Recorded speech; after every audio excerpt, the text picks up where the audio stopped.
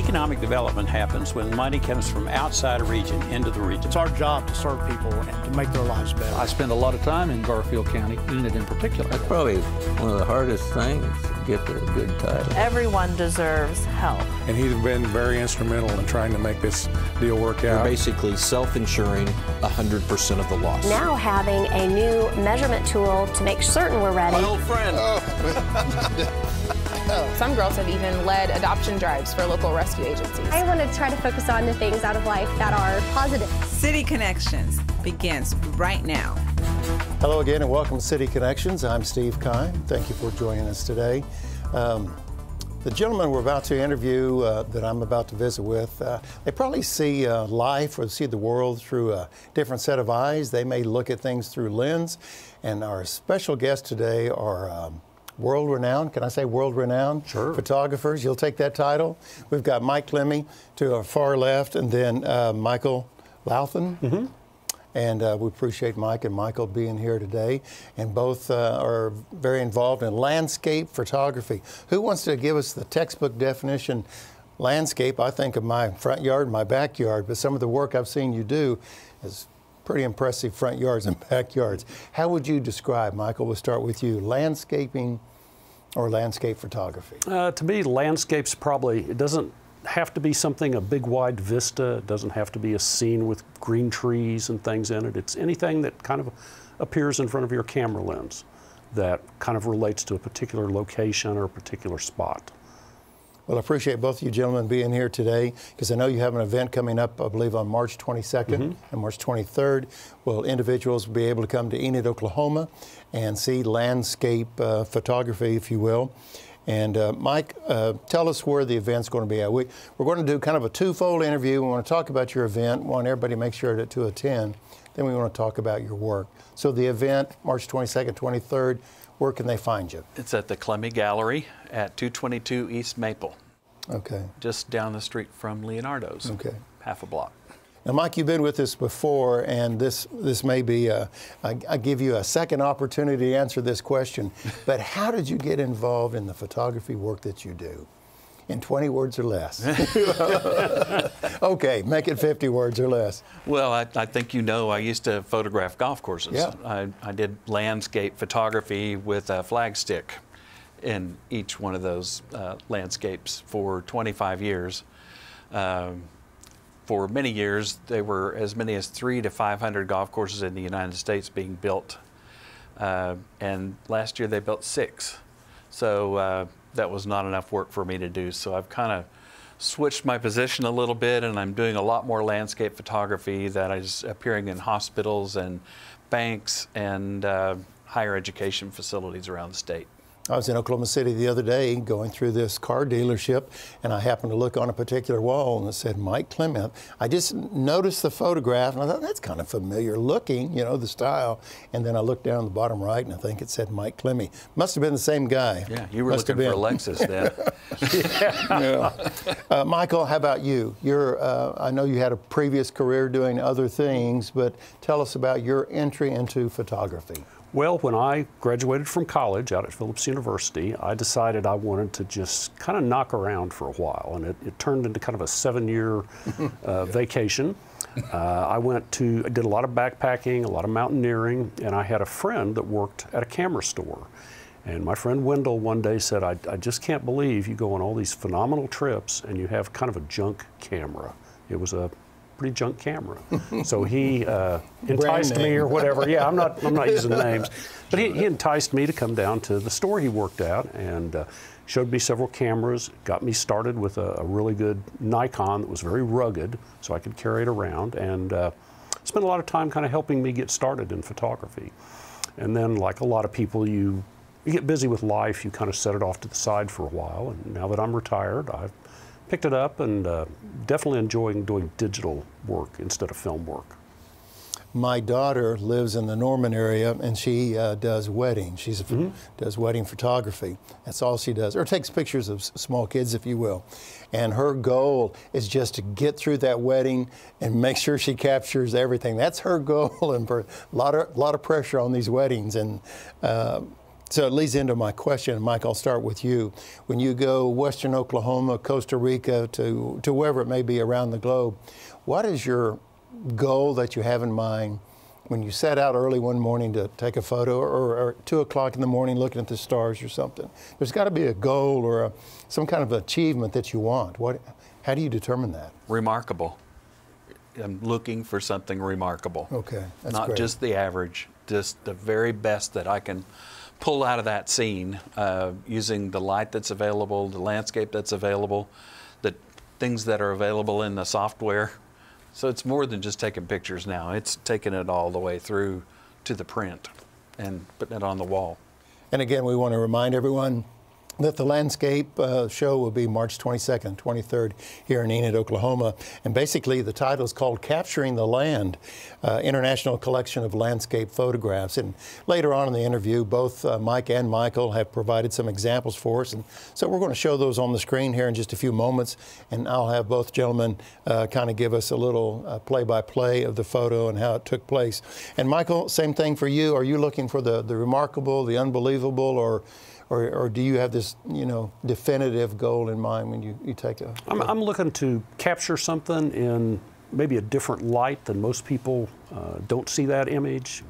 Because I like to go out early in the morning or late at night, finding things that surprise people. Maybe they drive past something every day, or they see a location every day. And suddenly I can give them a direction and an image of that they don't normally see. Years ago, I lived in Tulsa, Oklahoma, and I lived along Riverside Drive. And we get up early and go for my morning run along Riverside.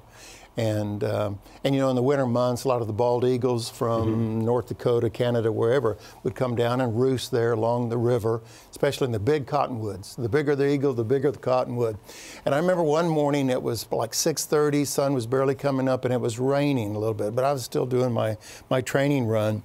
And it was, to me, one of those Kodak moments that there's no traffic on Riverside, I'm running, all you can hear is the pitter-pat of my feet, and I glance up and I see this wet, magnificent bald eagle, massive, massive. And he seemed like he was so close, maybe 30, 40 yards, but he was just right there, and this rain coming down.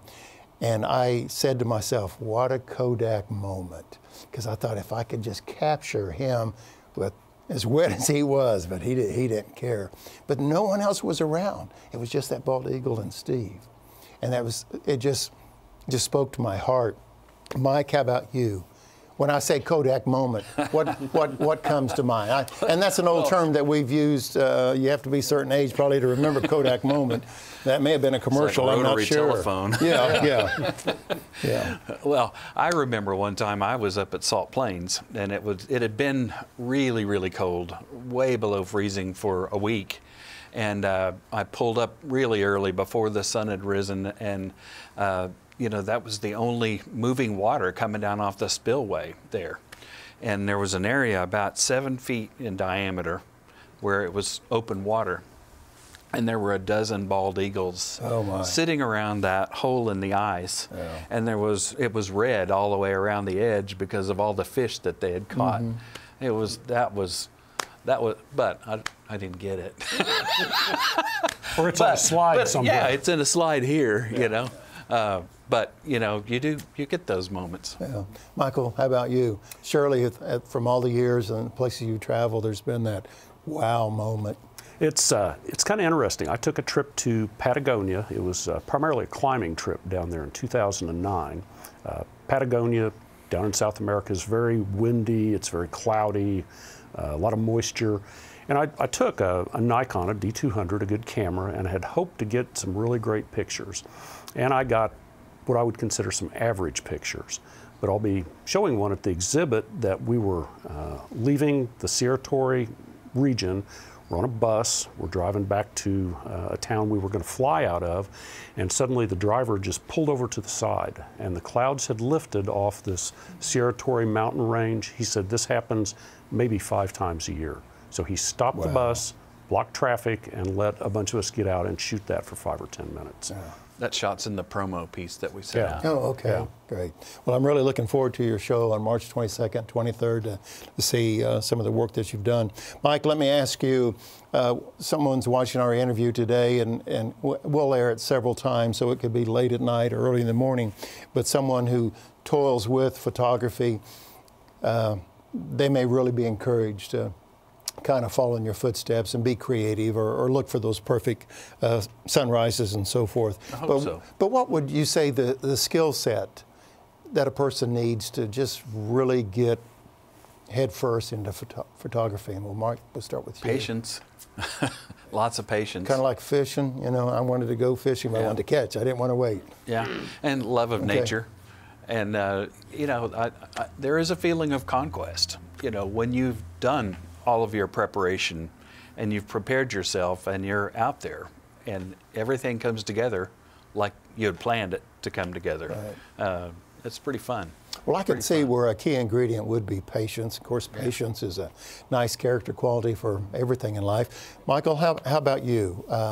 What would you say would be that key skill that you would encourage someone that they should at least work on? Well, I think patience is a good part of it. I think being kind of in sync with what you're trying to do. When you go out and see a particular piece of landscape that's lit a particular way, and practicing how to get that into an image in front of other people so that they can share what you've gone out there and seen before. Well, we've talked enough about your background, kind of, sort of, and really what the skill set. We're going to look at some of your photographs here in just a few moments. Again, thank you for staying with us and joining us on City Connection today. Very special guest to my immediate right is Michael Louthan and Mike Klemme. And we appreciate both of these gentlemen being in the Enid Television Network studios today. Again, when we come back, we're going to look at some photos from Iceland, and I believe Costa Rica is in there, and there's some other places. You do not want to go away. We have some great photography we want to show you on City Connections. We'll be right back.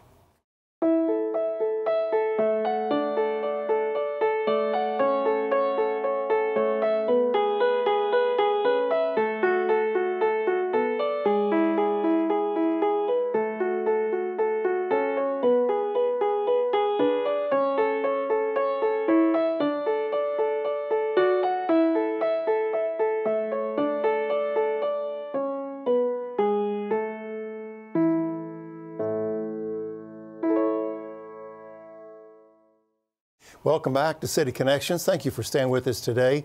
One of my favorite persons here in Enid, Oklahoma is Mike Klemme. And Mike brought along a special friend, Michael Louthan. And both of these gentlemen have a extensive background in photography. And they have a show coming up on March 22nd and March 23rd right here in Enid, Oklahoma. And it's called, again, Capturing the Land, an international collection of landscape photography. So we're going to go all the way from Enid, Oklahoma to Iceland. And Michael, if you will, we have a photo of this church, but it looks like it's through a fence. Can you kind of give us a description what this was all about? Sure. The first thing people need to know is that was a winter picture. I went to Iceland in the winter, in February, which seems kind of crazy, but you get much clearer air, a lot less people, and the cost of places you stay is a lot less money. So it has some advantages. Iceland is predominantly Lutheran. They have a lot of these wonderful little white churches that seat maybe 50 or 60 people across the landscape out there. And I was lucky to come upon this one.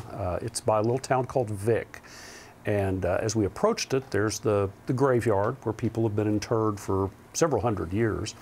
And there was this white gate that really caught my eye. It was pretty new. It had been rebuilt after probably the old one had gone away a couple winters ago. And it made such a wonderful picture to have the church, the gate, the sunrise that was coming up, and the grasses that were in between. So it really caught my eye.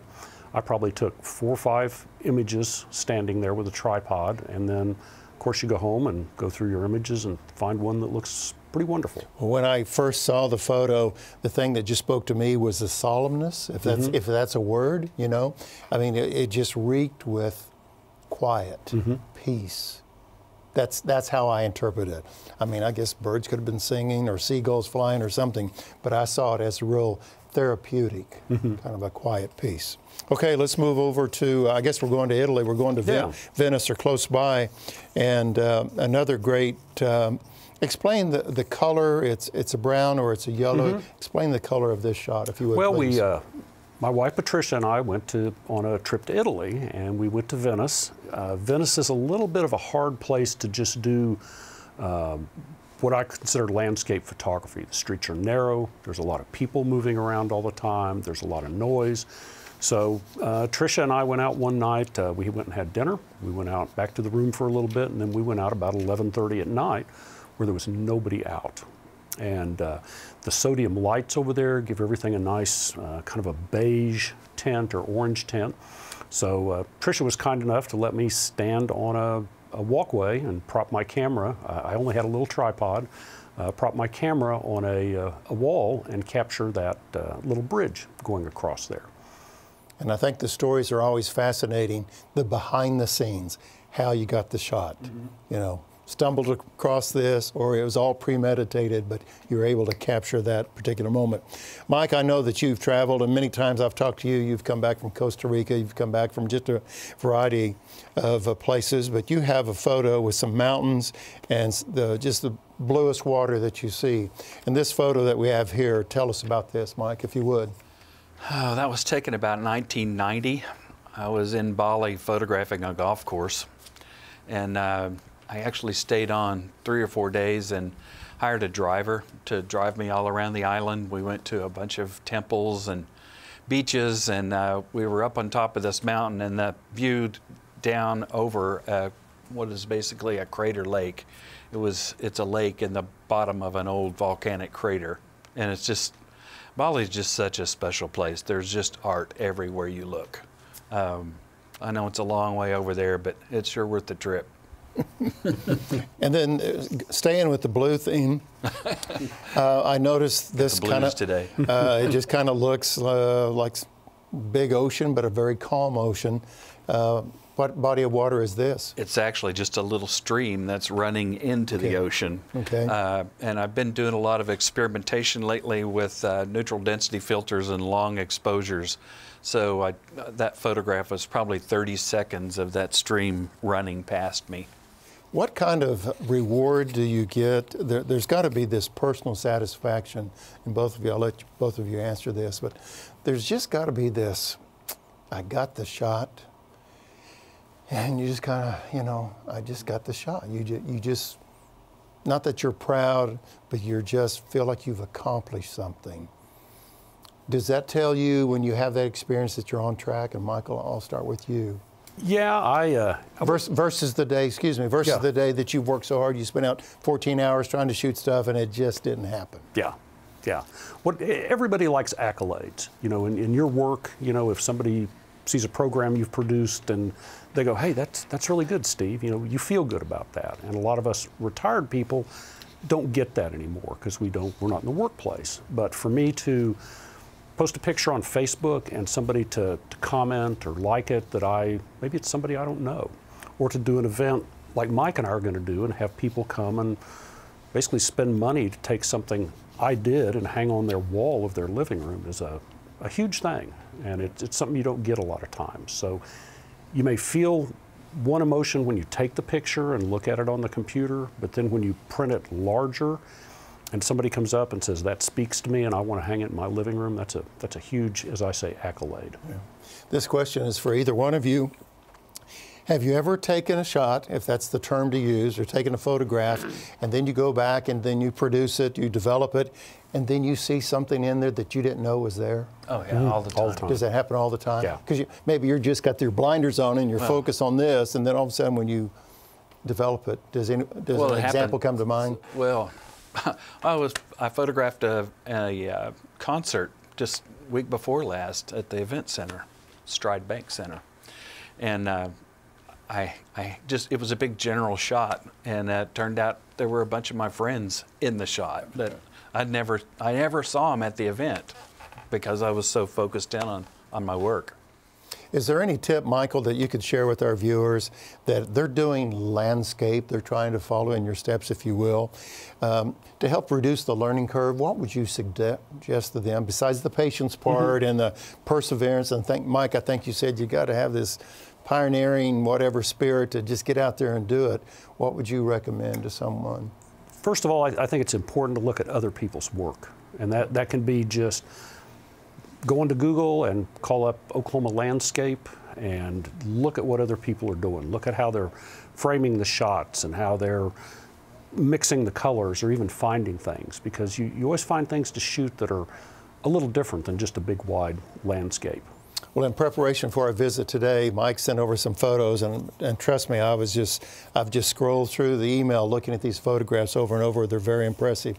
So we want to give the public an opportunity to see some of this work. Mike, tell us about the event Capturing the Land, March 22nd and 23rd in Enid, Oklahoma. Okay, we're on Friday night, the 22nd, from 5 to 9 at our gallery, 222 East Maple.